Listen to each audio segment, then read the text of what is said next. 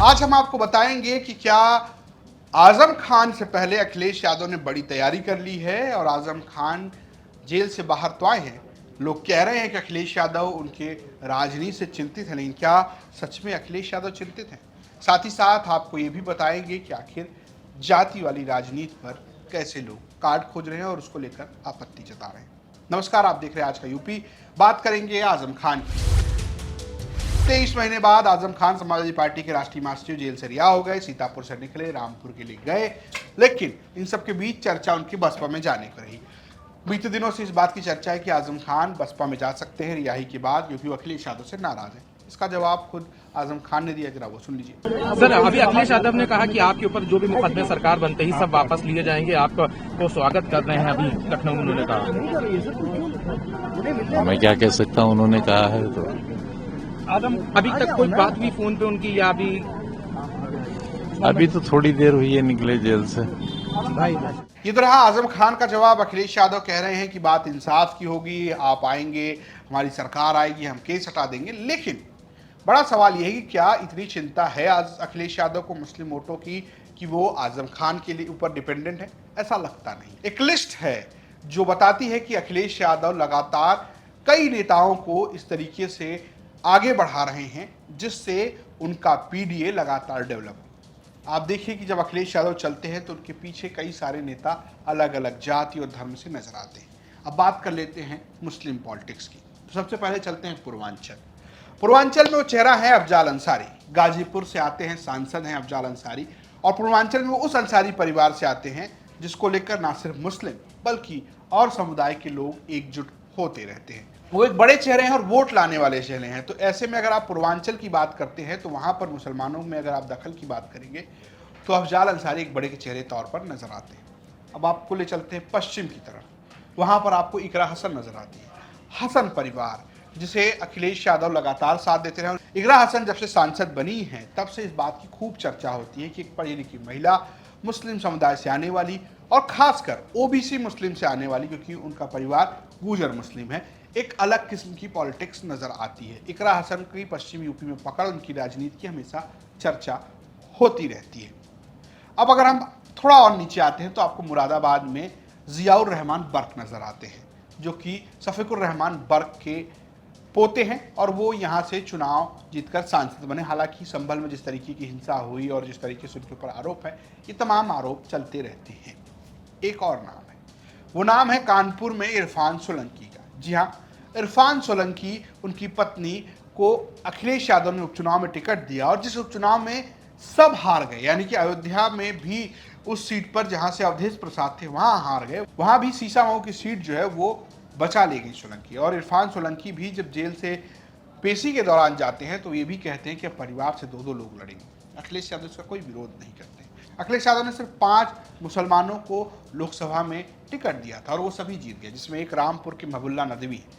बात आजम खान के अगर दबदबे की कहें तो ऐसा लगता है कि ना सिर्फ मुस्लिम वोट बल्कि उनकी राजनीति रामपुर में भी, यानी अपने गढ़ में, कमजोर होती नजर आई है।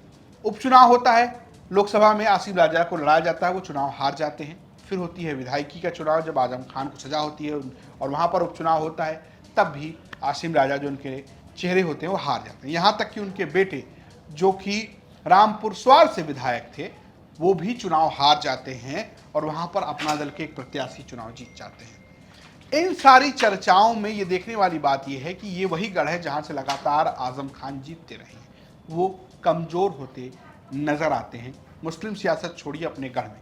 लेकिन जब वो विरोध करते हैं एक टिकट का, वो टिकट है महबुल्ला नदवी का। माना जाता है कि आजम खान महबुल्ला नदवी जो कि दिल्ली में रहते हैं और रामपुर आ जाते हैं सियासत करने, आजम खान के गढ़ में एक नए मुस्लिम चेहरे के तौर पर आते हैं, तब विरोध होता है।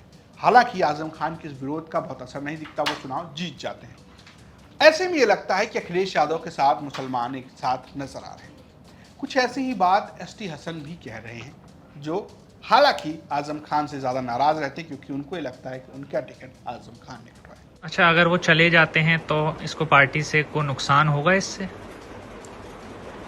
देखिए, थोड़ा बहुत हो सकता हो, लेकिन कोई खास नुकसान नहीं होगा, क्योंकि समाजवादी पार्टी में मुसलमान आज भी उसी जज्बात से जुड़ा हुआ है जैसा पहले था।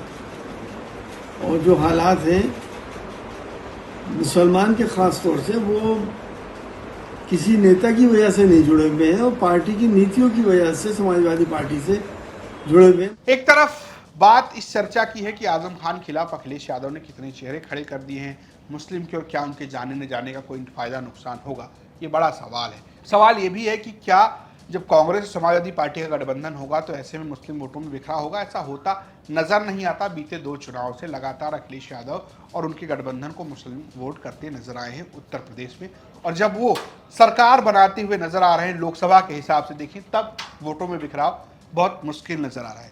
हालांकि माना नहीं जा रहा कि आजम खान बसपा में जाएंगे, वो एक दबाव की पॉलिटिक्स कर रहे हैं। शिवपाल यादव भी ये कहते नजर आ रहे हैं कि सब झूठ है, वो कहीं बसपा में नहीं जा रहे। कोर्ट ने उन्हें जमानत और केसों में राहत दी है, इसके लिए हम कोर्ट का स्वागत करते हैं, सुप्रीम कोर्ट का स्वागत करते हैं, हाई कोर्ट का स्वागत करते हैं। और उनको पूरा झूठे केसों में सैकड़ों केस लगाए थे। निश्चित देखिए, वैसे तो समाजवादी पार्टी पूरी उनकी मदद कर रही है और करेगी। राजनीतिक गलियारों में चर्चाएं है कि वो बसपा का दामन भी थाम सकते हैं चंद्रशेखर आजाद ये के सब साथ। झूठी खबरें हैं। समाजवादी पार्टी पूरी तरह से उनकी मदद कर रही है। अब आजम खान की नाराजगी है, क्या अखिलेश यादव उन्हें मना लेंगे, ये भी सवाल है। क्या वो नाराज हैं, ये भी सवाल है। लेकिन बहुत सारी अटकलें चल रही हैं। लेकिन आजम खान को लेकर जिस तरीके की पॉलिटिक्स की बात कही जा रही है, क्या आपको भी लगता है कि ऐसा दबदबा अब उनके पास बचा है कि वो अखिलेश यादव को खिला पाए?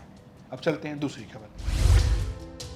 पॉलिटिक्स में इस वक्त जाति की चर्चा है, क्योंकि उत्तर प्रदेश में जाति वाला फरमान आया है जिसमें ये कहा गया है कि भाई साहब फला फला फला काम आप जाति के नाम पर नहीं कर सकते। जैसे कि जातिगत रैली नहीं कर सकते, गाड़ी पर जाति का नाम नहीं लिख सकते, जाति के नाम पर आप लोगों को बुलाकर भड़का नहीं सकते हैं। इस तरीके की बातें कही जा रही हैं। लेकिन इसको लेकर कई सारी प्रतिक्रियाएं भी सामने आई।